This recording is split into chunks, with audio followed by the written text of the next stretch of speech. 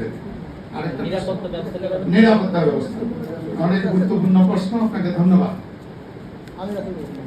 আমরা 5ই অগস্টের যে পরিবর্তিত পরিস্থিতি, ছাত্র জনতার বিজয়ের পর যে পরিস্থিতি, আপনারা জানেন আমাদের সম্প্রদায়ের উপর বিভিন্ন জায়গায় হামলা হয়েছে, লুটপাট হয়েছে, নির্যাতন নিপীড়ন হয়েছে, মেয়েদের উপর নির্যাতন হয়েছে। আমরা সেগুলোর বিচার দাবি করেছি মাননীয় প্রধান উপদেষ্টার কাছে, মাননীয় স্বরাষ্ট্র উপদেষ্টার কাছে, মাননীয় ধর্ম উপদেষ্টার সাথে মিটিং হয়েছে, পুলিশের সাথে মিটিং হয়েছে, সবচেয়ে গুরুত্বপূর্ণ আমাদের আইন উপদেষ্টার সাথে মিটিং হয়েছে।